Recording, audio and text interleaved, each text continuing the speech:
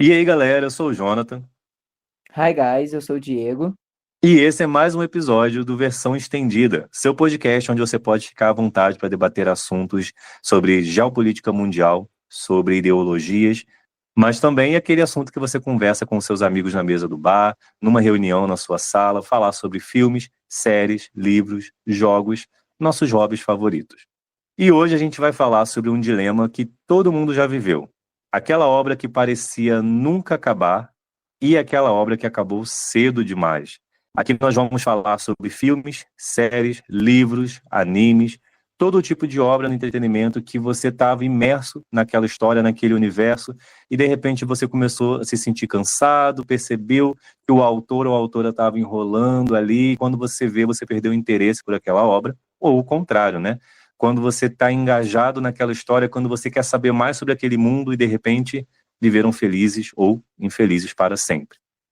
E aí, de cara, eu já vou jogar para vocês e para o Diego aqui um questionamento complicado. O que é pior? Uma obra que se arrasta ou uma obra que termina cedo demais? E aí, Diego? Na minha concepção, eu sou muito fã de coisas que têm um início, meio e fim pré-determinados. Eu acho que o autor, o produtor, não importa, né? A pessoa por detrás de uma determinada obra, ele precisa saber a história que ele quer contar. E por que que eu acho que isso é importante? Isso ajuda muito a não ter pontas soltas, isso ajuda eventualmente a não precisar de retcons, correções, alterações, e isso auxilia que a história tenha uma coesão única. Então, nesse caso, eu acho que, para mim, eu prefiro obras que acabem e não se estendam demais. Eu concordo com você e vou até um pouquinho além, que aí eu fiz o questionamento e eu mesmo vou burlar o meu questionamento. Eu prefiro obras que se bastem. Uma obra que fez o que era proposto, que é mais ou menos o que você falou. Obra com começo, meio e fim. Ainda que esse fim possa se estender. Então, se é um livro que vai se estender numa trilogia, se é um filme que vai virar uma saga de 6, 7 filmes, tudo bem. Mas eu prefiro, eu espero, que aquela obra se baixe em si. Então, se eu assistir o primeiro filme, eu gosto de ficar com aquele gostinho de quero mais, então vou ficar ansioso para ver o segundo ou para ler a segunda obra, mas eu tenho que sentir que aquela obra valeu a pena, que o meu tempo investido ali valeu a pena. Então eu também concordo, eu prefiro que uma história não se estenda demais, eu gosto de ficar com esse gostinho de quero mais na boca, e não gosto do sabor amargo de, meu Deus, isso não vai acabar nunca, ou então, quando acabar, eu me sentir aliviado, sabe? É uma sensação que eu não gosto, para livros, séries, filmes, jogos, qualquer coisa. Quando acaba, né, um exemplo, esses tempos, eu estava jogando é, Jedi Survivor, né? E ele acabou e eu não percebi. Pô, quando acabou a história do jogo, eu comecei a sentir que estava encaminhando para o final, eu falei, acho que já está acabando. E aí eu acabei de jogar o jogo, subiu letrinha, né? Parabéns, você concluiu sua jornada. E eu fiquei, caramba, eu não senti a hora passar e eu queria mais. Só que esse eu queria mais é um sentimento que eu posso guardar para um próximo jogo. Não tem problema, né? Diferente de outros jogos que eu já estava jogando há um tempão e a história parecia que nunca ia acabar porque estava andando em círculos, sabe? Então é esse o sabor que eu prefiro. E aí, já aproveitando esse nosso gancho aqui, né, sobre o isso ou aquilo, eis a questão que rege o universo. Tamanho importa? Tamanho é documento? Quando a gente fala de obras no entretenimento, e a gente vai agregar aqui, como eu falei, né, livros, séries, filmes, jogos e por aí vai, cada área de produção artística vai ter ali um consenso sobre o que é um padrão, seja de técnica ou um padrão de consumo e tendência de mercado. Quando a gente fala de livro, por exemplo, existe um nicho literário onde os leitores adoram livros enormes, calhamaços, né? Livro de 500, 700, 800, 1000 páginas, ok?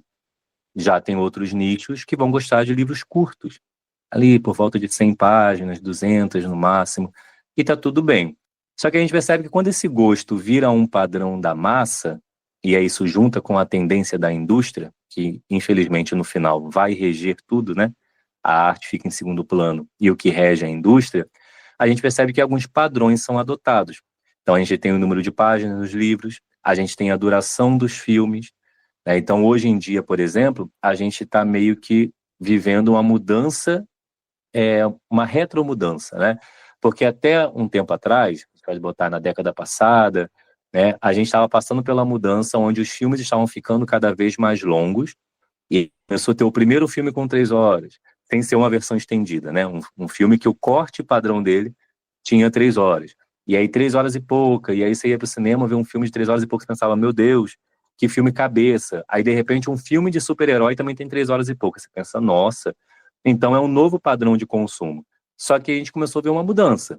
Hoje, as salas de cinema, até pela questão da crise que o cinema está passando e tentando se recuperar, as salas estão preferindo filmes menores, porque com filmes menores você consegue exibir mais filmes durante o dia, né? Então, os filmes que são muito grandes estão perdendo espaço no mercado.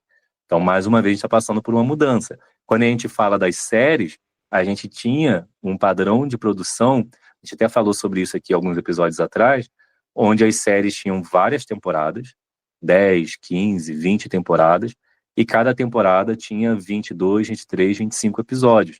Então era uma produção em larga escala. E não só Uhum. isso. Era dividido em duas metades. Metade acontecia ali no primeiro semestre, nos primeiros 6 meses do ano, e a outra metade nos segundos 6 meses do ano, para poder estender a série ao longo do ano todo. Quando vem o advento do streaming, isso continua por um pedaço de tempo e depois o padrão muda. Então a gente tem séries menores, não só nas suas temporadas, mas também na quantidade de episódios por temporada. E aí você tem um espaço maior. Então antes você tinha uma temporada por ano. De repente você tem uma temporada a cada 2 anos e de repente você tem as séries que parece que o pessoal esquece que estava fazendo e a série volta do nada depois. Então a gente percebe essa mudança no padrão tanto de produção e isso está ligado também ao padrão de consumo. Então séries que vão mudando. Ao mesmo tempo a gente percebe que uma coisa se manteve. Quando há um interesse do público pelaquela obra, falando de uma série, a gente vê um esforço do estúdio para estender o máximo possível daquela história, seja com novas temporadas, seja com spin-offs, mantendo aquele universo vivo. E a gente pode cair aí nos dilemas sobre a qualidade dessas extensões. E quando a gente fala de livros, a mesma coisa. Além do tamanho dos livros, a gente tem essa tendência a cada vez menos nós termos obras únicas, exclusivas, e cada vez mais você ter trilogias e sagas, as obras que podem ser estendidas. E aí fica esse questionamento, né? A gente se importa com o tamanho da obra, quem se importa com o tamanho da obra é a indústria, e isso, no final das contas, importa para alguma coisa? E aí? Diego é que o nosso colega de podcast, ele é o nosso especialista, né? E aí, especialista aqui vem do nome técnico, né? Que é o nosso especialista em literatura aqui. Diga pra gente. Quando se trata de literatura, eu acredito que seja importante mencionar que essa ideia de múltiplos livros, essa ideia de sagas que são extensas, já existia, né? O Senhor dos Anéis, ali em 1937, depois da saída do Hobbit, ele já sai com essa ideia de 3 livros. Você tem a Sociedade do Anel, o Retorno do Rei, perdão, a Sociedade do Anel, as Duas Torres e o Retorno do Rei. Uma coisa que eu acredito que muda esse paradigma e acaba afetando essa estrutura de maneira talvez negativa, não acredito que seja possível a gente colocar isso dentro dessa balança. É que a tendência anterior dos livros era menor. Os livros eles tinham menos páginas, as histórias eram mais condensadas, as histórias eram mais curtas, eram mais objetivas. O que acontece? Com o advento ali da internet, com o advento com a popularização das grandes sagas, né, de fantasia, principalmente acontecendo ali nos anos 2000, os livros passaram a ter 500, 600, 700 páginas. Os livros do George R. R. Martin, As Crônicas de Gelo e Fogo, têm em média 700, 800, 900 páginas cada um deles aqui no Brasil. O que acontece é justamente que aumenta essa produção específica da quantidade de páginas que vai acontecendo, o que estende as obras e deixam elas com um ar muito mais cansativo do que deveria. Por quê? Era uma coisa natural. Brumas de Avalon, da Marion Brothers Zimmer, tem em média ali 200 e poucas páginas. Eu acredito que o que tem mais páginas tem 300 e poucas, acho que quase 400, acho que é o terceiro, Gamo Rei, se eu não me engano. É o maiorzinho da saga dela. E isso já era antigamente. O que muda, então, para mim, dentro da literatura, é esse paradigma da quantidade de páginas, em primeiro ponto, né? Que vão estender a obra a um limite que originalmente não acontecia no passado. E um outro ponto, e aí sim eu acho que pega para a questão da literatura, e para mim, principalmente, justamente essa parte, é que quando essa literatura de prazer começa a ser mais mercadológica, ela começa a ter essa tendência mais mercadológica, e isso sim acaba com essa ideia de último. Eu tenho uma máxima que a gente, pelo menos eu e o Jonathan, a gente sempre fala um com o outro quando a gente trabalha essa questão de obras, né, que se estendem, a gente fala que não existe o último porque dá dinheiro, né? Enquanto estiver dando dinheiro, você vai ter um, vai ter dois, vai ter três, vai ter quatro e assim sucessivamente. Vide Velozes e Furiosos. E a gente já tem até o 10, estão marcando para gravar o 11, 10, 2, não sei como é que vai ficar, mas a saga se estendeu além do limite dentro da proposta original dela. O, o caso da literatura é que acontece justamente a mesma coisa hoje em dia. Existem sagas que não necessariamente precisavam ser sagas, ou que poderiam ser sagas mais concisas e estão se estendendo além da medida por conta de um conceito mercadológico de que agora nenhum livro de fantasia ele é só um. Vou usar fantasia como exemplo, tá? Nenhum livro de fantasia ele é só um. Ele tem que ter dois, ele tem que ter três, ele tem que ter quatro. Por que ele não pode ser só um livro? Nós comentamos no nosso último episódio sobre O Nome do Vento, e em alguma parte do episódio a gente menciona que a ideia original do Patrick, o autor, era que fosse apenas um livro, e que a editora solicitou que aquela obra fosse quebrada em pelo menos dois ou três por conta da complexidade da obra. Mas a ideia do autor é que fosse um só. E essa ideia vem se perdendo hoje em dia. Hoje em dia vem se trabalhando muito com a ideia de dois, três, quatro. E às vezes, eu volto na minha fala inicial, daquilo que você me perguntou, se é melhor que a obra se estenda ou que ela termine. Às vezes o grande problema é que a maior parte desses autores não tem a convicção ou não tem a completude da história que eles querem contar. Então, eles vão naquela ideia que o Martin uma vez disseminou e que eu acho horrível, da ideia do existem escritores arquitetos e escritores jardineiros. O jardineiro seria aquele que joga semente e vai vendo para onde a história vai. Eu acho isso uma puta burrice. Por quê? Porque isso abre margem para vários problemas narrativos, isso abre margem para vários enredos truncados, isso abre margem para várias histórias que possuem furos de enredos absurdos porque não foram pensadas com antecedência. E aí, se nós pegamos uma obra como, vou citar a famigerada J.K. Rowling, né, na época que ela ainda era um ser humano relevante, ou pelo menos um ser humano que sabia escrever, quando ela escreve Harry Potter, você percebe que tudo em Harry Potter tem um sentido. Desde o primeiro livro até o sétimo livro. Nenhuma informação que ela deu do 1 ao 6 foi em vão. Todas elas foram utilizadas ao longo da obra e todas elas fazem muito sentido com o sétimo livro. No primeiro livro, ela apresenta para a gente a ideia de que a varinha escolhe o bruxo. Isso vai ser extremamente relevante para a derrota do Voldemort no sétimo livro.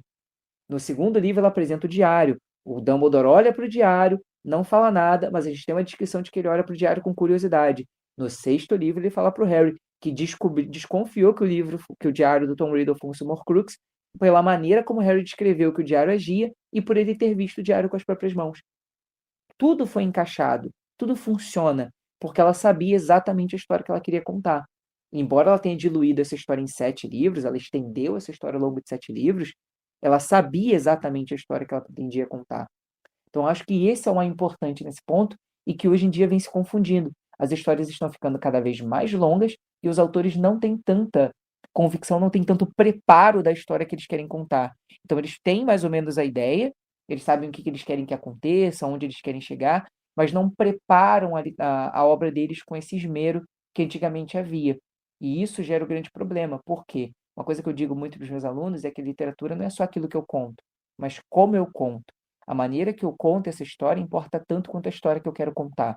Porque falar sobre amor, falar sobre fantasia de capa e espada, tem várias pessoas fazendo. O que vai diferenciar a minha literatura das demais é a maneira como eu escolho fazer isso. E eu acho que esse é o grande ponto agora que vem prejudicando essa extensão das obras dentro da literatura. E nisso que você falou, mora um problema, que é um dos maiores que eu vejo em tendências. É quando a tendência alcança nichos onde ela não se justifica. Eu não sou a pessoa, a gente já conversou aqui sobre isso algumas vezes, que vai torcer o nariz para algo só porque tem hype em volta daquilo.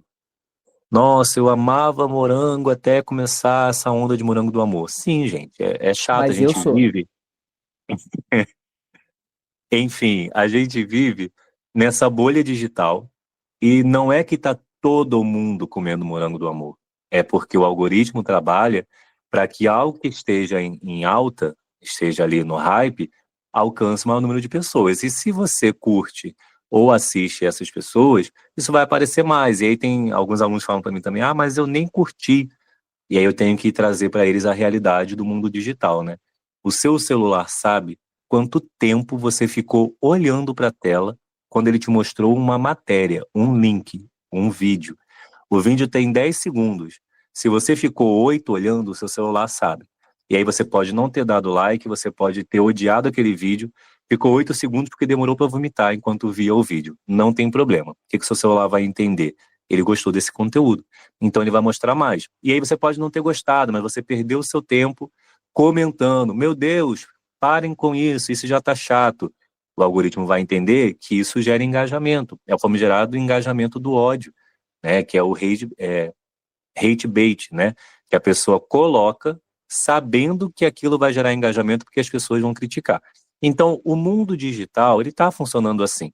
E aí o que me pega não é a tendência a existir. Tendência já existe tendência de moda, tendência de mercado, existe a tendência em todas as formas de entretenimento. Eu não preciso fazer parte dela. O que vai me incomodar é quando a tendência não se justifica no nicho que ela alcançou, como eu disse. Por quê? A gente falou aqui dos livros, e aí o Diego citou aqui exemplo de livros que antes eram programados para ser uma obra única, e agora se veem ou forçados, ou pelo menos com um apelo muito grande para que se estendam. Isso vale para filmes. A gente tem visto uma tendência aí no cinema, principalmente em Hollywood, onde os filmes, para se terem o seu roteiro aprovado, eles têm que ter um roteiro que possa continuar de alguma forma. Então, às vezes, isso acontece muito, inclusive, com filmes de terror, que é muito comum que o cinema de terror ele tenha filmes mais autorais, ele tenha filmes de baixo orçamento, onde os diretores antigamente tinham mais liberdade para explorar o gênero dentro da sua criatividade, e agora acontece muito, principalmente se a produtora for a Blumhouse, acontece muito de você ter um roteiro onde o personagem principal vai morrer. Se é um filme de terror de demônio, o demônio vai ser vencido. Se é um terror slash, o vilão, em teoria, vai ser morto. E aí, misteriosamente, por esse filme ter feito sucesso, ter gastado, sei lá, 10 milhões para fazer e ter conseguido 100 milhões de bilheteria, esse filme misteriosamente vai ter um parte 2, onde ou o vilão vai voltar dos mortos sem explicação nenhuma, né, Halloween, ele vai voltar dos mortos sem explicação nenhuma, ou então você vai ter uma prequel, né, você vai ter a origem do vilão, ou então um outro momento onde ele atacou, ou então uma outra pessoa que vai ser atormentada por aquele demônio que no filme anterior ele tinha sido vencido e agora misteriosamente ele apareceu de novo. Então são roteiros que forçadamente eles têm que ser continuados. Tem um exemplo que é mais nítido ainda, e aí me deixa bem triste, que é essa parte de filmes, obras que acabam sendo estragadas, que é Escape Room, né? É um filme que não é assim, nossa, meu Deus, a revolução, né, dos filmes de terror, mais horror assim, porém é um filme muito bom, um filme muito legal, não tem aquele elenco de atores conhecidos, então ele cumpre toda essa proposta, né, de ser um filme barato, que não tem um monte de ator famoso, não tem um diretor famoso por trás, então é um filme para você acreditar que dá para fazer coisas criativas no cinema. E aí o estúdio vai lá e anuncia a continuação, você assiste o filme, você vê que o final dele, ele se encaminha te contando uma história, e quando chega no final, essa história muda de maneira muito brusca, e aí você percebe, tá bom, estúdio, eu tô vendo, é aqui que você mudou o roteiro original do escritor para poder colocar essa continuação que, como é a tendência que a gente sabe, vai ser ruim, assim como Escape Room 2 foi muito, muito ruim, na tentativa de surfar desse hype. Então, é esse o meu principal problema com essa tendência. Eu não acho que, eu não julgo uma obra, é o famigerado ditado, né? Não julgo o livro pela capa, mas eu não julgo uma obra por essas características. nossa, o filme tem 3 horas, então automaticamente ele é bom. Não, ele pode ser um porre, eu posso dormir, eu posso abandonar o filme no meio, ou então eu posso assistir até o final e achar que desperdicei o meu tempo, como também pode ser um filme de 1 hora e meia, eu assistir e achar um filme maravilhoso e ficar com aquele gostinho de quero mais. Então eu não vou julgar o filme por isso. A minha questão é, cada vez mais nós temos filmes onde você vai assistir uma trilogia e você pensa, tá bom, essa história poderia ter sido contada em um filme só. Então essa é a questão, quando a tendência, ela não se justifica nas obras. Não vejo problema em você dar luz para materiais que seguem a tendência, né? Então se a tendência é trilogia, obviamente você vai ter muito mais dinheiro investido em trilogias. Então pode ser que nós tenhamos obras que antes não teriam esse holofote e agora estão tendo. A mesma coisa quando tem um gênero em alta, né? Ah, o terror está em alta. Obviamente, vão ter muito mais filmes de terror sendo feitos. Então isso não é um problema. O problema é quando você passa a fazer só por causa da tendência. E aí isso acaba complicando, porque o resultado dificilmente ele é bom. Nós temos as exceções. O Nome do Vento é uma exceção. Apesar de a gente não ter a conclusão do terceiro livro ainda, a gente pode dizer que a história se estender para além de um livro só trouxe muitas complicações para o autor, e ele mesmo já falou isso, de ter que estender a história e ao mesmo tempo dar conta de contar tudo o que ele queria. Mas o resultado está saindo muito bem. Mas isso, infelizmente, não é o padrão. O que nós temos é o que o Diego falou, né? A obra acaba se diluindo demais, e aí você tem uma obra perdida, um autor que não sabe o que ele está contando, um autor que já está terceiro, quarto, quinto livro, não sabe onde quer chegar, né, George Martin? A gente tem todas essas questões. Dito isso, tem um outro questionamento. Dentro dessa tendência, nós vemos uma hora puxa para filmes de 3 horas, outra hora puxa para filmes menores, uma hora puxa para fantasia, de repente começa a valorizar o romance, a gente vê que tem essas mudanças no mercado.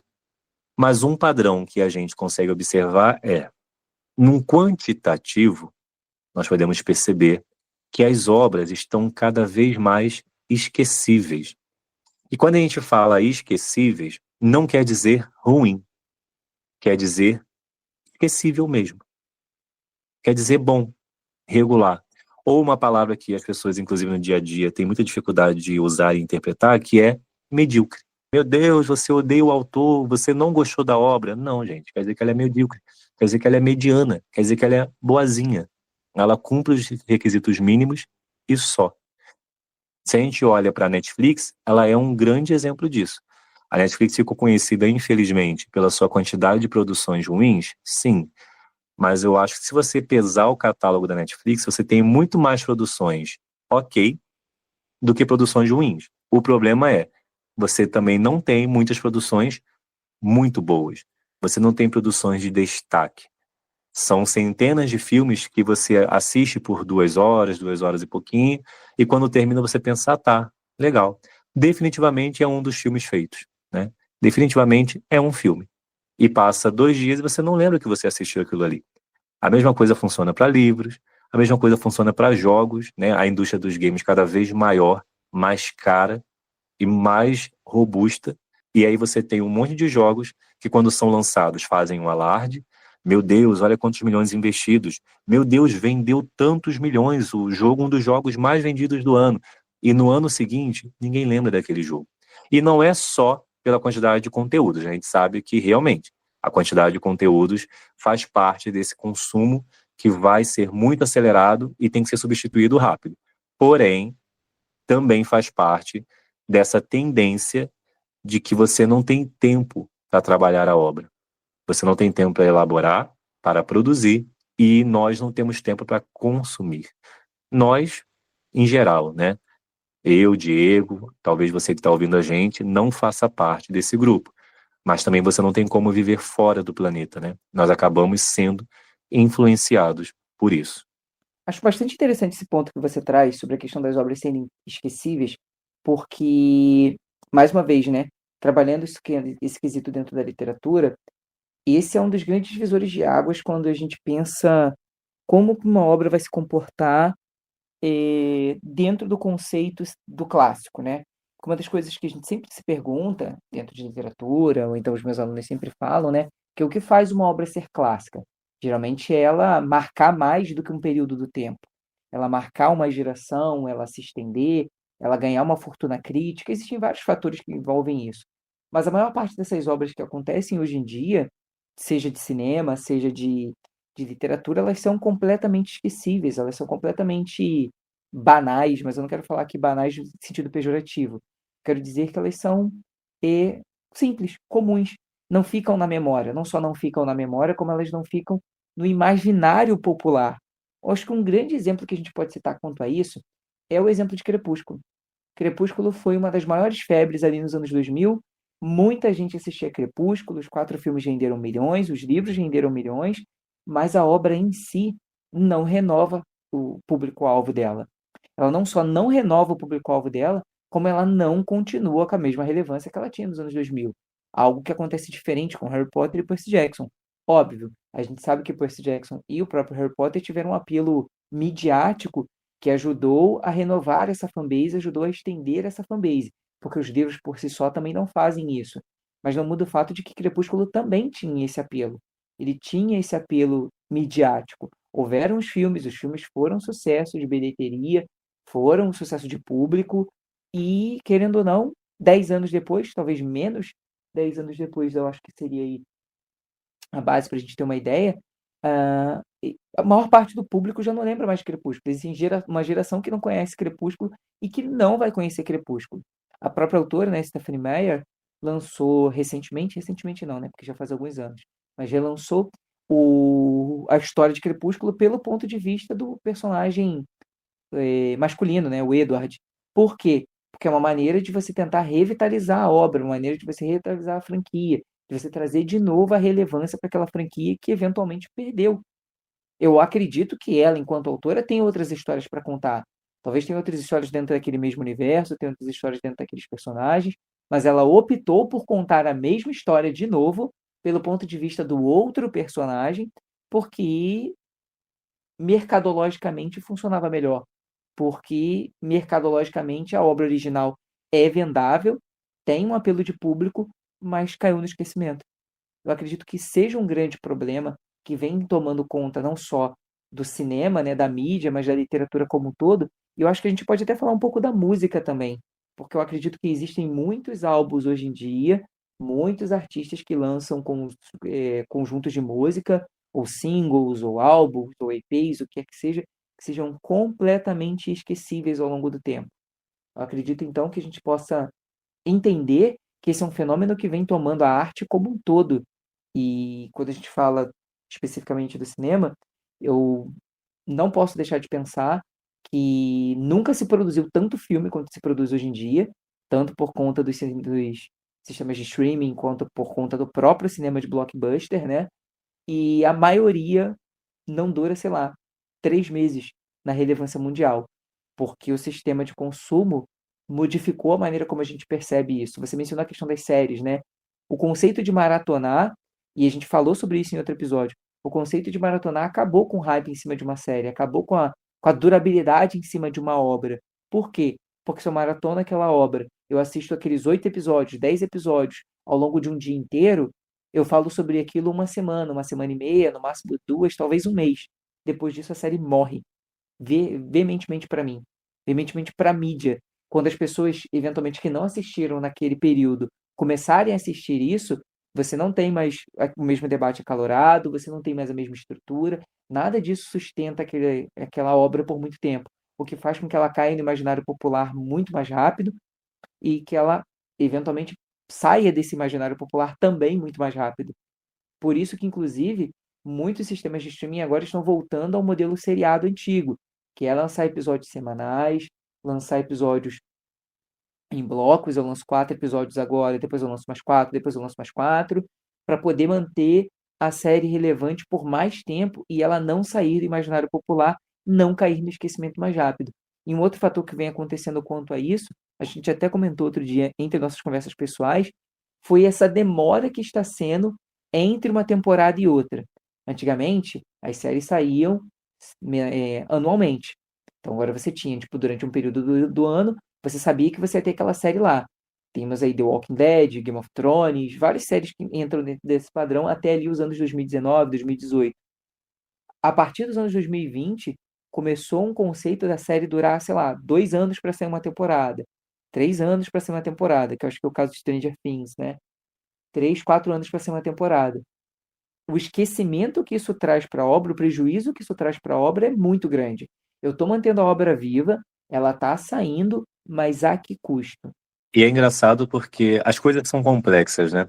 A gente está falando sobre essa urgência de atender a demanda ou urgência de atender a tendência. Então você vai ter 2, 3 anos de demora para tentar manter a obra viva, porém isso acaba tendo um efeito contrário. A gente também tem algo parecido acontecendo, só que no inverso, né? Você citou a questão da música. O Benson Boone, ele é um cantor relativamente novo. Ele participou do American Idol, Got Talent, algum reality show aí do Simon Cowell, né, o produtor por trás de vários desses realities musicais, e ele participou, não lembro se ele ganhou, enfim, ele participou, ficou meio conhecido, mas ele estourou com a música Beautiful Things, né, e aí estourou no TikTok, estourou fora do TikTok também, em todo lugar tava tocando essa música, ele veio cantar no Brasil, o show dele lotado e tal, o pessoal sabia cantar 2 músicas, mas enfim, essa é a questão do viral, né, você fica famoso com uma música só, a obra fica meio esquecida. Mas a questão é, ficou em primeiro lugar muito tempo, rendeu dinheiro, e aí ele só tinha um álbum. Qual é a tendência padrão, podemos colocar assim? O artista lança o álbum, ele trabalha esse álbum, pode ser uma turnê ou não. Se o artista tem demanda, ele vai fazer uma turnê. Se ele não tem demanda, a gravadora vai investir em outras coisas. Então vai fazer clipe em cima desses álbuns, ele vai fazer apresentação em programas de TV e em festivais, que era o caso do Benson Boone, né? Ele estava fazendo bastante festivais. E aí o Benson Boone anuncia que vai lançar um segundo álbum. O pessoal pensa, nossa, rápido, né? Entre o primeiro e o segundo álbum não demorou tanto tempo, mas ok.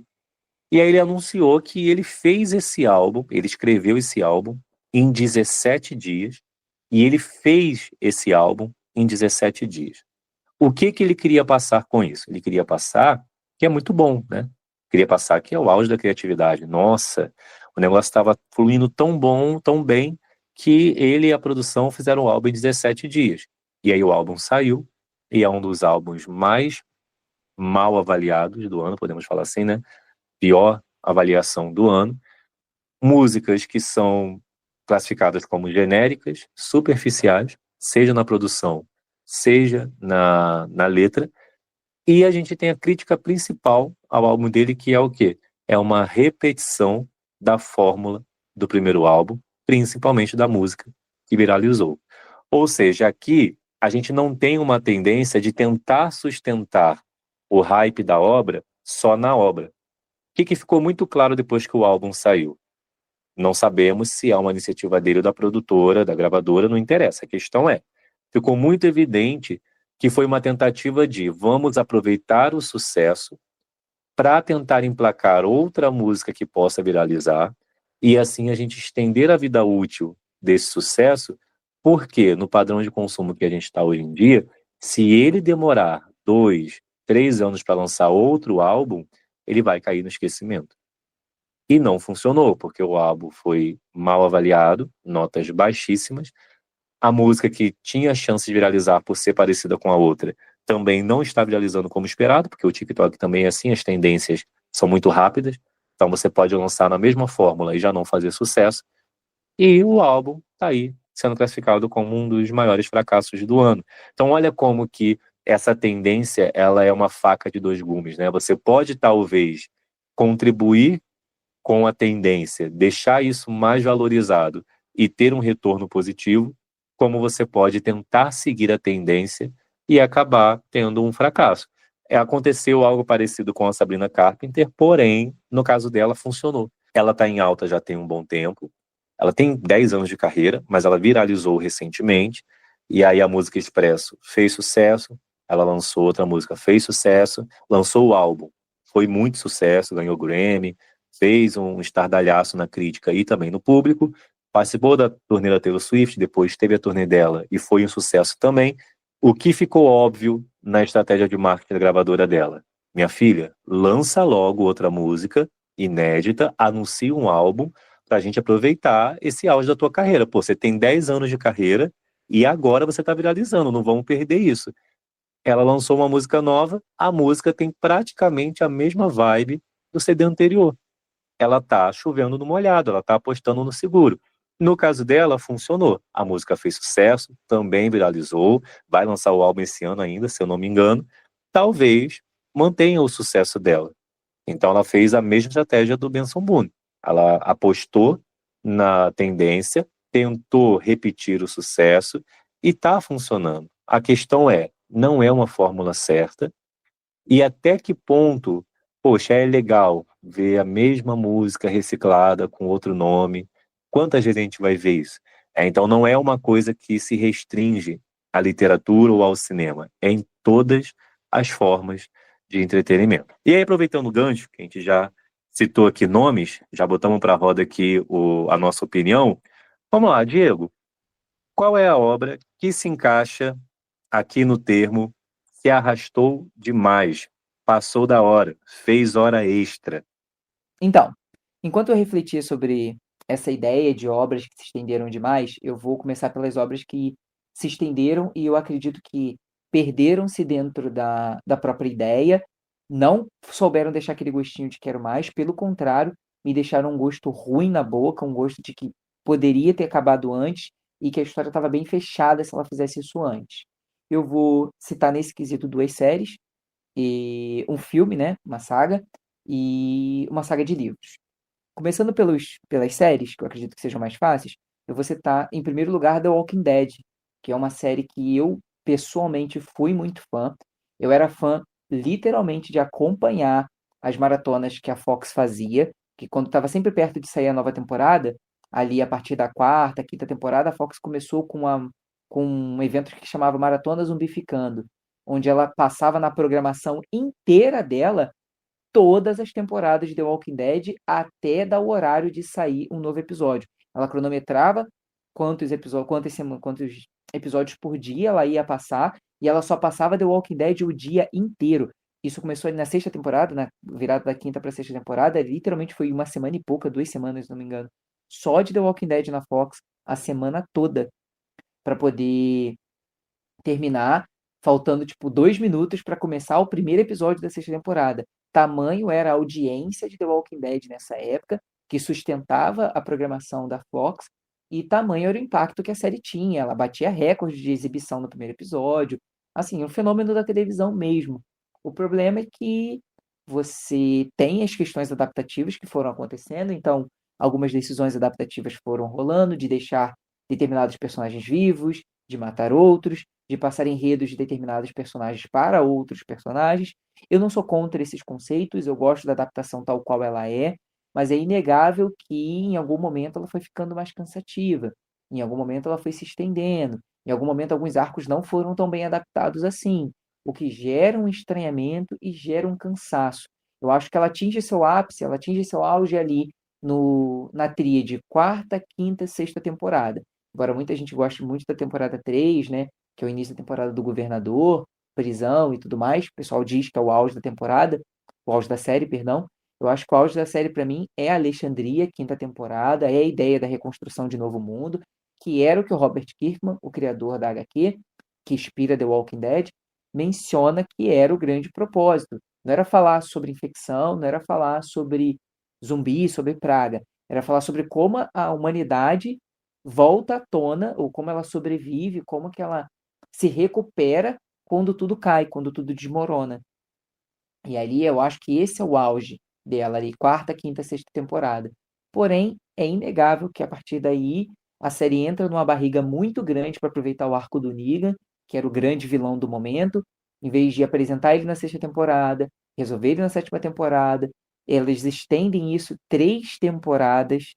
Isso acontece sexta, sétima e oitava temporada.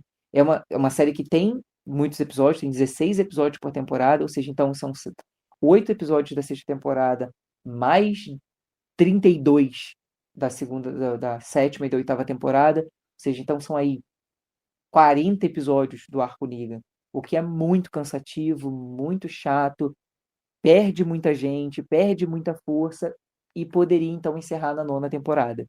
Porém, até porque existe um fator, vou dar spoilers, a nona temporada, o personagem principal sai da série, o Rick Grimes, né, o autor Andrew Lincoln estava cansado, ele já não aguentava mais, ele pediu para ser removido, então ele sai na nona temporada, e eu acredito que esse também é um dos motivos pelo qual eu vou falar da minha segunda série. A série cujo autor principal sai dela no meio, eu acho que é um excelente indicativo para a série acabar. Eu acho que deveria muito terem conversado com ele, terem falado assim, tudo bem, vamos fazer então aqui uma coisa? Vamos fechar a nona temporada. A gente faz um acordo aqui, você grava a nona temporada e a gente fecha a obra na nona temporada. E aí faz spin-off, igual eles estão fazendo agora. Tem spin-off do Daryl, tem spin-off da Carol, da Maggie. Faz spin-offs separados, mantém a marca viva dando dinheiro, porque ainda dá dinheiro, né? E o objetivo de sair os spin-offs é isso.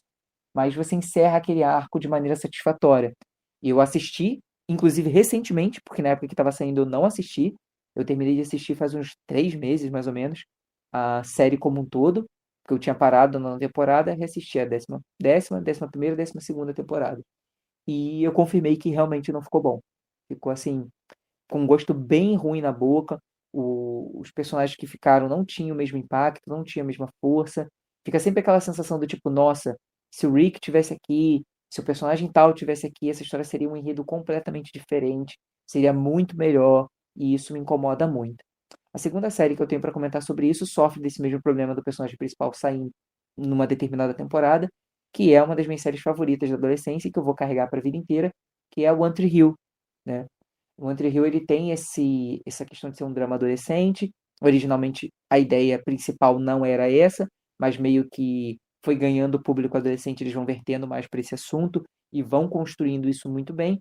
Porém, por brigas internas, né? E um breve comentário, também foi outro fenômeno de audiência, também foi outro fenômeno de público, e mais surpreendentemente ainda, foi fenômeno de audiência e público antes do advento da internet popular, antes da internet ser esse grande motor de popularização de elementos. E aí, voltando, ela sofre problemas internos de produção, sofre problemas internos de elenco, muitos rachas de elenco, muitos rachas de divergências criativas, o que leva o personagem principal, o Lucas, a sair no final da sexta temporada. Ele sai justamente com outra personagem que fazia parte do elenco principal, e ali as 3 temporadas seguintes, sétima, oitava e nona, são respectivamente sem ele, o que tira muita força do elenco, faz com que a produção tivesse que inserir outros personagens, e são personagens que não têm os carismas dos anteriores, não ganham o público como os anteriores ganharam, ficam com aquela cara de personagem tapa-buraco, que só tá ali porque a gente removeu alguns outros personagens do elenco principal. Você tem que picotar casais e eventos, dramas, narrativas que estavam acontecendo com outros personagens para outras camadas por conta disso, porque eventualmente você teve que ajustar roteiros e enredos por conta da saída desses personagens. Tudo fica com aquele gosto ruim, com aquele gosto do tipo, então já que iam tirar ele, fizeram um final até bonitinho, a cena final da sexta temporada, ele indo embora, poderiam só ter finalizado ali. Fecha a série ali, 6 temporadas, estava bem feito, o público entenderia, o sentimento, ficaria aquele sentimento de quero mais? Ficaria, porque era uma série muito boa, estava no seu auge quando isso acontece, mas era preferível isso a romper outras 3 temporadas que não foram tão bem aplicadas assim de público, não foram tão bem avaliadas de crítica, não foram tão bem no geral. Inclusive, a última temporada, ela faz parte dessas séries, perdão, que a gente mencionou que tinham 24 episódios, 23 episódios. Ela tem 22, eu acho, se eu não me engano. Acho que são 22 episódios por temporada. Se não forem 22, são 24. E a última temporada tem 12, metade, justamente porque era só para encerrar mesmo a nona temporada, já que perdeu o fôlego na sétima e na oitava. E você, Jonathan? Quais as séries que você acha que se estenderam demais e que, por algum motivo, não terminaram bem, deixaram um gosto ruim na sua boca? Bom, seguindo aí as suas indicações de séries que marcaram época, que foram sucessos de público, eu trago aqui para nossa roda Sobrenatural. Uma série que marcou também uma geração, talvez mais de uma geração, porque o seu sucesso realmente se estendeu muito. Até hoje, Sobrenatural alimenta os seus fãs mais raiz, podemos dizer assim. E eu vejo também uma nova geração de fãs de Sobrenatural, inclusive no TikTok. Se tem vídeo no TikTok viralizando, a chance do jovem estar gostando é muito grande. Que é claro, apesar do que a princípio pode parecer, existe uma audiência mais velha no TikTok, inclusive velha mesmo, porque tem idosos que são um nicho muito forte no TikTok. Mas não tem como negar que a tendência do algoritmo é para jovens. Se tem vídeo com muitos acessos, tem trend, tendências a falar daquele assunto, significa que os jovens estão gostando. E tem aparecido muito ultimamente edits de sobrenatural, vídeos falando sobre a série, vídeos falando sobre os personagens, sobre os enredos, e é inegável que há um descontentamento da população mundial com a quantidade de temporadas que o Sobrenatural tem, e principalmente pelo fato dela ter deixado esse gosto de que se estendeu demais até se tornar insustentável e acabar de maneira forçada. Há um consenso geral de que Sobrenatural deveria acabar na 5ª temporada. Eu estava até conversando com o Diego sobre isso, de que nós podemos falar sobre muitas séries onde você tem esse gosto de se estendeu demais, e muita gente discorda, tem gente que gosta da quantidade de temporadas que as séries têm. Se você for falar sobre o One Tree Hill, com certeza vai surgir gente falando que gostou, sim, da quantidade de episódios, que veio uma justificativa para isso. Teve gente que acompanhou The Walking Dead até o final. Pouca gente, mas teve gente acompanhando.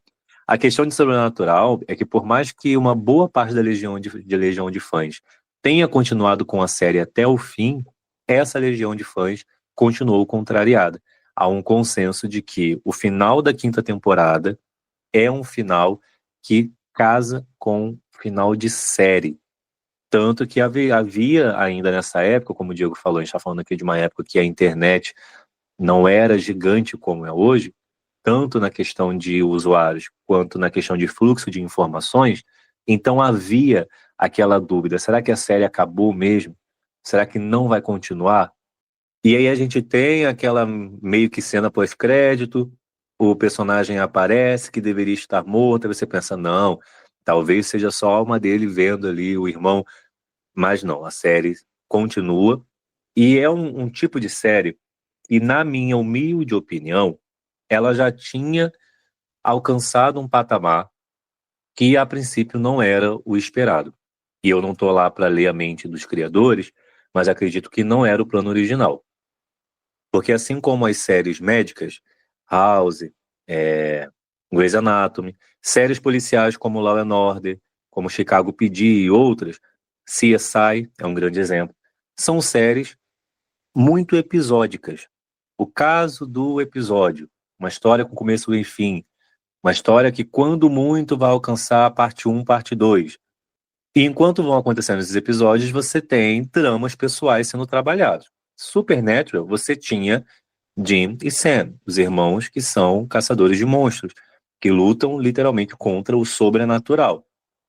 Enquanto o caso do episódio se desenrola, você tem sim as questões familiares, você tem os dramas pessoais de cada um deles, o drama entre os irmãos, só que isso era um plano de fundo para você ter movimentação ali do desenvolvimento de personagem.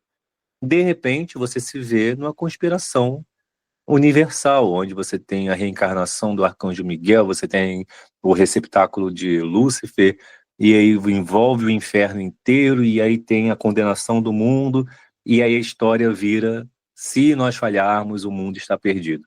O que começou com, é um negócio de família, caçar demônios e fantasmas. Então acho que a série já estava num patamar onde ela fugiu muito do seu escopo original, mas se mantinha boa. Quando passa da 5ª temporada, infelizmente, abandonei. Não sou a pessoa que fica presa como se fosse minha obrigação terminar a série, então até hoje eu não terminei Supernatural. Vi o finalzinho, então acompanhei, sei mais ou menos o que acontece para também só ter um desfecho, mas gastar meu tempo assistindo os episódios, infelizmente, não faz parte da minha rotina.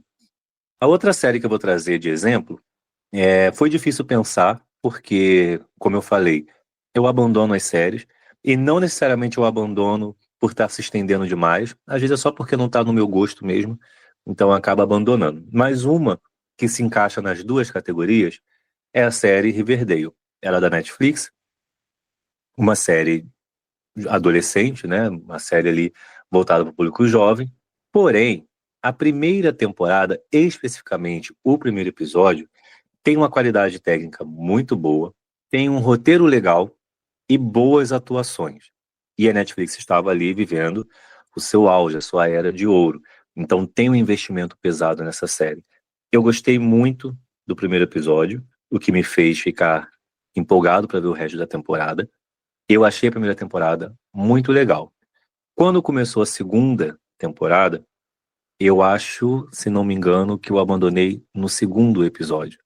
Porque claramente houve uma mudança naquilo que a gente falou um pouco mais cedo, nos rumos que a série estava tomando para que houvesse uma ampliação do universo, para que você tivesse mais coisas para explorar da série. Então, é um caso de que não só eu acho que a série se estendeu, como ela poderia ter sido uma minissérie. Se fosse uma minissérie de 5 episódios, ela teria uma história muito boa sobre uma cidade que talvez tivesse algo místico, talvez fosse apenas uma questão psicológica, onde desenvolveria dramas de personagens, e você teria os gêmeos Sprouse ali trabalhando. Agora, você estendeu a série, eu nem sei quantas temporadas teve, de repente era crossover com, como é que é o nome daquela menina bruxa? Sabrina. E aí o que era uma coisa mística na ambientação virou a menina que era bruxa, que soltava fogo, e eu fiquei, meu Deus do céu, o que a Netflix está fazendo? Ganhando dinheiro, porque Riverdale fez uma primeira temporada que deu muito sucesso, deu muito dinheiro para a Netflix, então eles pensaram, claro, vamos transformar isso aqui na nossa galinha de ovos de ouro. E aí, nesse caso de se estender demais, quando a gente vai falar de filmes, por exemplo, nós temos duas perspectivas, né? O filme que se estende demais por si só e a série de filmes, a saga de filmes que vai se estendendo entre filmes da mesma linha temporal, de repente spin-off, de repente prequel e por aí vai. Falando nesse caso de filmes que se estendem por si só, queria muito sentar com os produtores de Hollywood, botar todo mundo numa mesa, pegar na mãozinha de cada um e falar assim: queridos, senhores, velhos, de meia idade, brancos, milionários, vamos parar de conceber o filme em volta da ideia de 3 horas? Gente, chega de filme de 3 horas. Como eu falei, o problema não é a tendência. O problema é você partir a produção, começar a produção a partir da tendência. Uma série de filmes que dá 1 hora e meia, a história do filme já acabou. E aí o filme dá 2 horas, 2 horas e meia, filme beirando as 3 horas, eu fico, gente, pra quê? Claro que eu sou a favor do filme se valer por si só. Então já assisti filmes de 3 horas e pouquinho e tava lá. O filme acabou, eu não senti a hora passar, o filme me deixou tenso. Assisti, por exemplo, o último que aconteceu isso, foi Oppenheimer. Oppenheimer, filme do Nolan, cheio de invencionice, esse até que tem menos, mas um filme com uma narrativa tensa. Eu assisti em IMAX no cinema, 3 horas e pouca, e eu não vi a hora passar. Para mim, o filme poderia ter mais meia hora, que se tivesse uma meia hora no mesmo ritmo, eu não ia sentir a hora passar. Eu percebi que nesse filme, para a história que ele queria me contar, ele precisava dessa duração. O Nolan sentou e pensou: quero contar essa história. E quando ele chegou no final da história, 3 horas e pouquinho. O problema é quando se parte do contrário. Vamos fazer um filme de 3 horas, e aí você estende a história até isso. Um exemplo, né, já que essa tendência alcançou várias áreas do cinema, é filmes de herói. O filme dos Vingadores, por exemplo, o Vingadores Ultimato, é um filme que é longo. Muita gente não gosta do começo do filme, do primeiro ato. Eu sou um defensor do primeiro ato. Aquela parte mais parada, mais emocional, Capitão América fazendo terapia, aquilo ali pra mim é ouro no filme. Porém, concordo que esse filme podia ser menor. Batman vs Superman, não precisa nem conversar muito sobre, né? Tem tanta polêmica nesse filme, apesar de eu ainda gostar dele, mas uma das unanimidades é: esse filme não precisava ser tão grande. Quando você analisa o filme como um todo, você pensa, tá, tem mais filme do que história. Então, essa tendência, ela, pra mim, já deu. Vamos começar a dar a duração para o filme que ele merece. E você, Diego, quais são os filmes que você acha que se encaixa nessa classificação aí de estar fazendo hora extra? Sem sombra nenhuma de dúvida, eu acredito que o que eu posso citar com maior precisão é um filme do qual eu já fui muito fã e hoje em dia eu sinto que a franquia se perdeu, que é Velozes e Furiosos. E sim, talvez seja um choque saber que eu já fui fã de Velozes e Furiosos. O 3 é um dos meus filmes favoritos, assim, de conforto, né? Filmes sem compromisso. Eu gosto bastante do 3 e eu acredito que sim, esse é um dos principais problemas da franquia hoje, eles não terem entendido quanto parar. O primeiro filme ele tem uma história fechadinha, com início, meio e fim, sem necessidade de uma eventual continuação, mas fizeram uma continuação. O segundo é bom, igualmente bom, o início, meio e fim, conta a própria história, avança um pouco mais. O terceiro se desprende da história contada no 1 e do 2 para contar uma história à parte, ou seja, já poderia se classificar como um spin-off, ou seja, já era um outro tipo de narrativa, um outro tipo de abordagem, já volta mais centrado na questão do carro, mantém a ideia ainda de máfia, polícia, esse tipo de coisa, né, que já existe desde o primeiro, porém do quarto em diante já é um exagero, já é aquele apelo da nostalgia de trazer os personagens do um de volta, e aí você mantém o mesmo enredo, você mantém a mesma coisa, e daí pra lá foi só ladeira abaixo, quando eu paro pra pensar nisso. Tem aí 10 filmes agora, se eu não me engano, ninguém mais morre nessa franquia, o personagem que morre num filme volta no outro, sem a menor explicação, sem a menor, como é que eu posso dizer? Menor comprometimento narrativo com o que foi investido no filme anterior.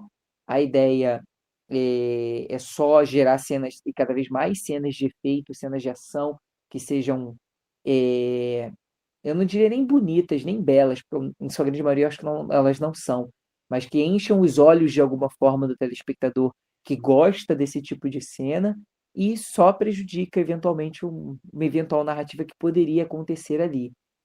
O bom, se é possível falar algo bom de uma coisa que eu estou dizendo que é ruim, é que dá pra ver o quanto o Vin Diesel foi parando de atuar ao longo do filme, né? Se você pega pra ver o primeiro filme, o Vin Diesel tem uma atuação. Ele sabia o que ele estava fazendo. Ele fala falas. Ele tem texto no filme. Ele tem expressões no filme. O que eu acho bem interessante. Você pega hoje o 10º, ele grune alguma coisa, tem meia dúzia de fala de efeito e faz sempre a mesma cara o filme inteiro. Então eu acho interessante ver o quanto aconteceu o contrário do que se espera com o ator, né?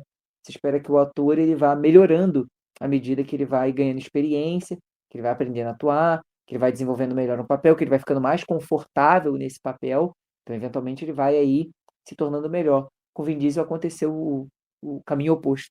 Ele foi ficando pior no que diz respeito à atuação dele. A gente falou então de séries Filme, de filmes e agora é livros. falar de livros. O livro que eu escolhi, eu acredito que é polêmico, porém nem tanto. Afinal de contas, a maioria das pessoas já sabe, a essa altura do campeonato, que a gente está vivendo aí um delírio coletivo de que existe um sexto e um sétimo livro para sair. Eu optei por mencionar Game of Thrones, no caso, as Crônicas de Gelo e Fogo, como ficaram traduzidos para cá, a série de livros. Por que eu optei pelas Crônicas de Gelo e Fogo? Um, não aqui estou criticando a escrita do Martin, nem a maneira como ele trabalha narrativamente. O que, diga-se de passagem, embora eu tenha uma crítica muito profunda a essa visão que ele tem de escritor jardineiro e que, inclusive, dificulta a continuidade da obra, afinal de contas, por ele não planejar 100% o que ele quer para a obra dele, por não ser um escritor arquiteto, como ele mesmo chama, ele tem dificuldades para dar continuidade da obra, de maneira que ela não fique com furos, de maneira que ela não seja prejudicada, ok? Então, ao contrário de muitos autores, ele tem esse cuidado para que a obra tenha o mínimo de furos possíveis, para que a obra tenha uma continuidade bem planejada, através das ideias que ele vai tendo ao longo do meio do caminho.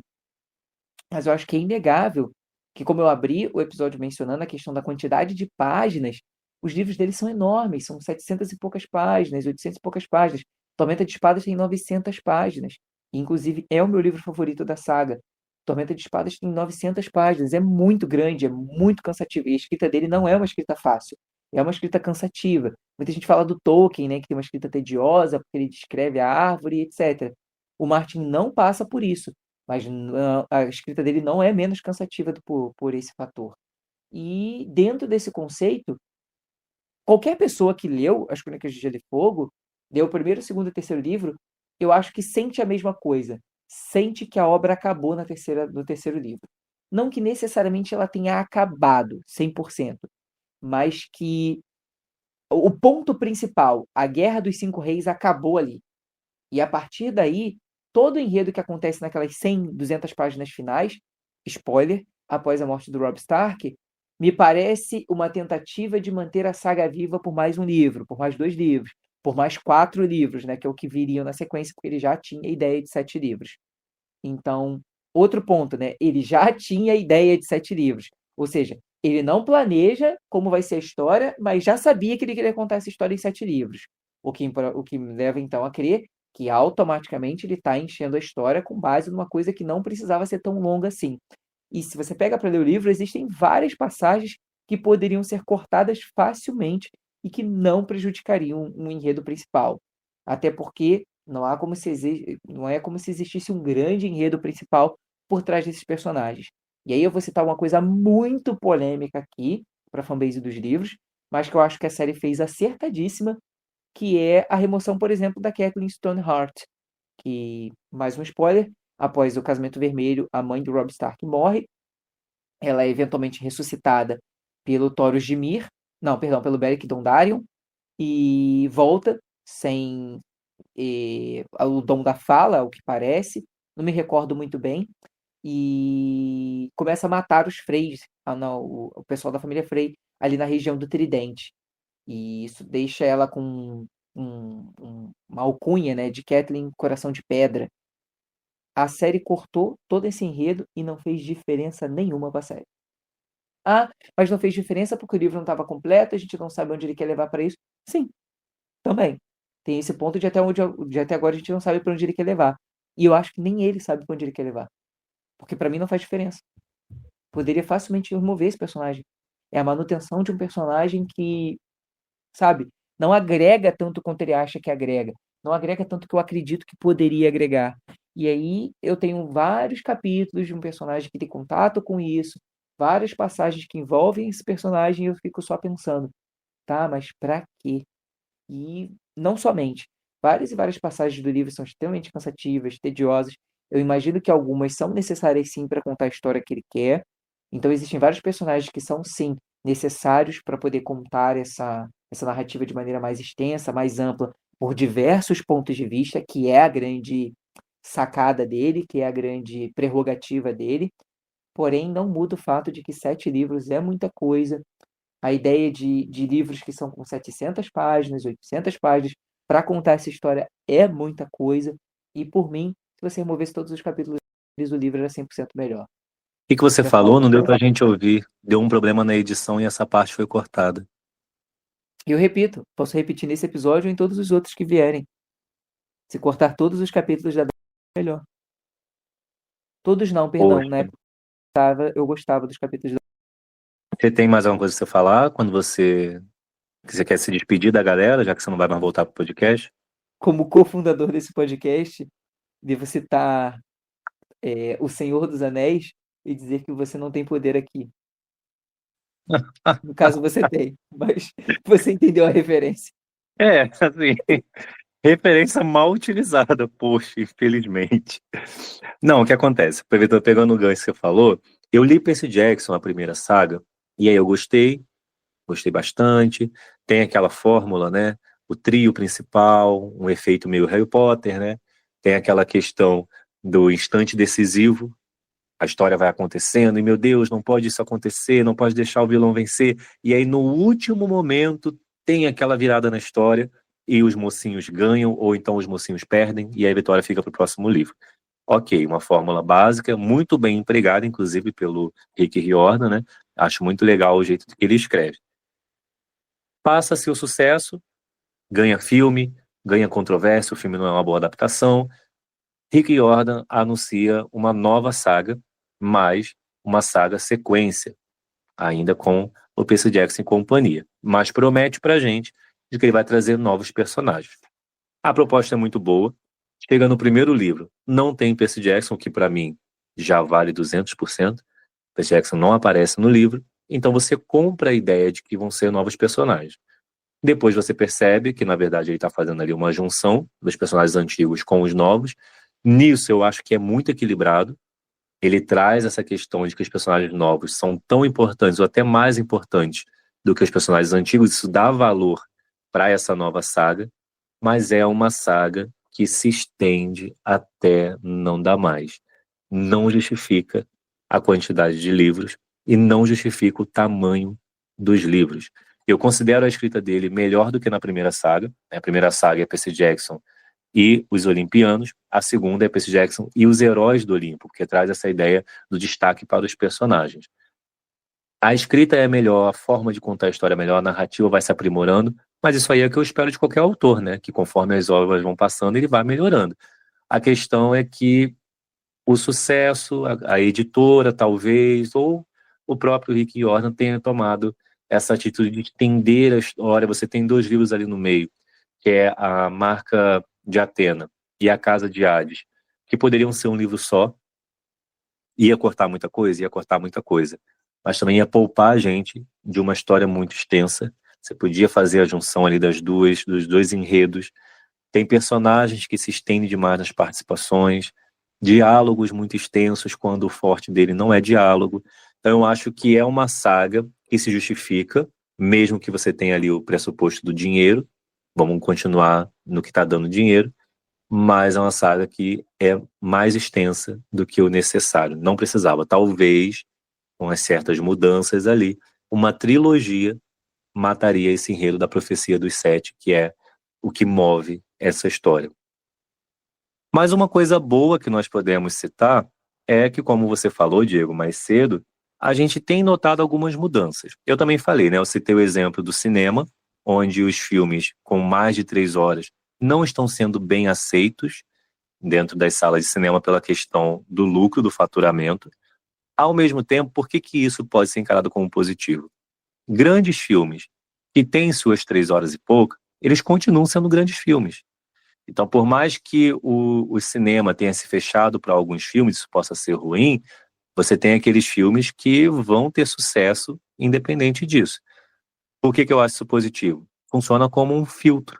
Então, vai fazer sucesso, vai ser aprovado, vai ter 3 horas e pouca o filme, que quando chegar no consenso, pensem assim, olha, talvez a gente perca um pouco de público por causa da duração desse filme, mas vale a pena manter a duração. Então, eu acho que é um filtro para que não, nessa tendência, comece a perder força. Não vai ser mais algo banal você ter um filme de 3 horas e meia no cinema. Diego citou a questão do lançamento das séries. A gente tinha Netflix aí contaminando todas as produtoras, todos os streams com a questão do lançamento por temporada. Então você tinha lá 10 episódios sendo colocados todos de uma vez só na plataforma, as pessoas maratonavam, isso gerava uma grande comoção que acabava muito rápido. A única que tinha uma exceção a isso era a HBO, mas a HBO não tem uma produção em quantidade que se compare à Netflix, ninguém tem. Então a Netflix estava de fato ditando o padrão de mercado, porém ela já começou a mudar. É uma mudança meio sem pé na cabeça? É. Wandinha lançou 4 episódios e o resto da temporada é sabe-se Deus quando? Lá em setembro. Então não faz tanto sentido assim, mas é o início de uma mudança, de você tentar trazer de volta essa ideia de que, olha, vamos arrastar o hype dessa série, arrastar o público, mas não estendendo a série, não criando 1000 spin-offs. Vamos fazer um lançamento cadenciado para que a série fique na boca do povo. Foi o que aconteceu, por exemplo, com Anéis de Poder e A Casa do Dragão. As pessoas podiam ter 1000 críticas à série, mas só pelo fato de você ter 10 episódios que vão ser lançados em 10 semanas, isso faz com que o streaming, no caso, o Amazon Prime e a HBO Max, HBO Max, seja lá o nome que ela tenha na época, esteja lucrando com isso. Você tem marketing, você tem a questão do lucro com os streams, e querendo ou não, essa obra fica muito mais tempo, como o Diego falou, no imaginário coletivo. A gente tem até hoje, anunciaram o encerramento da produção da terceira temporada de A Casa do Dragão, e o pessoal revitalizou os memes, revitalizou as discussões, as teorias. Então você traz por mais tempo essa ideia da série presente dentro da cultura. Então eu acho que são mudanças que trazem bons ventos, né? Podem não resolver essas questões que a gente colocou aqui hoje, mas são mudanças que mostram que Hollywood e a produção de entretenimento em si começou a perceber que as tendências talvez não sejam tão lucrativas a longo prazo. Eu acredito que seja sim um vento de mudança boa, embora eu seja mais cético do que você, eu não vejo isso como algo 100% batido o martelo, algo 100% vai ser melhor pra gente. Eu tenho uma grande desconfiança de como a, a internet modificou a maneira como a gente consome e de como as grandes mídias, né, a Disney, os grandes estúdios, começaram a produzir em cima disso, pensando dessa forma. Você deixou bem claro, a HBO, por exemplo, ela não tem produções no atacado tão grandes quanto a Netflix. Porém, por conta disso também a qualidade da HBO é muito maior, quando a gente para para pensar a qualidade técnica, e isso me leva a ter essa desconfiança, se isso de fato vai se reverter numa mudança positiva. Que vai reverter numa mudança, show, eu acredito que sim. Mas o quão positivo vai ser, o quanto os estúdios vão continuar agarrados a algumas metodologias para poder manter um sistema de lucro que só beneficia a eles.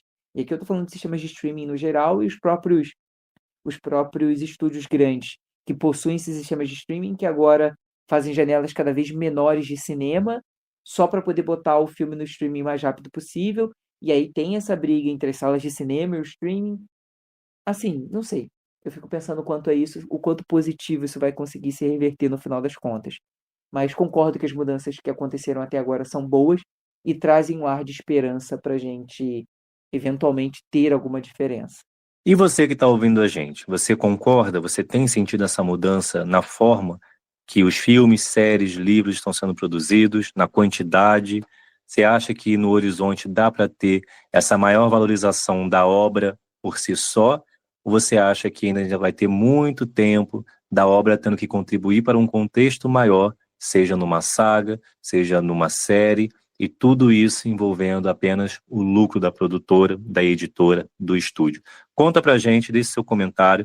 Você pode comentar aqui no YouTube Music ou no Spotify, ou você pode ir lá no nosso Instagram, @versãoestendida.podcast. A gente quer muito saber o que você acha aí. E cita também pra gente alguma obra que você estava lendo e sentiu que passou da hora, algum filme ou alguma série que se estendeu demais. A gente termina por aqui e se encontra na semana que vem. Tchauzinho, galera. Tchau, guys!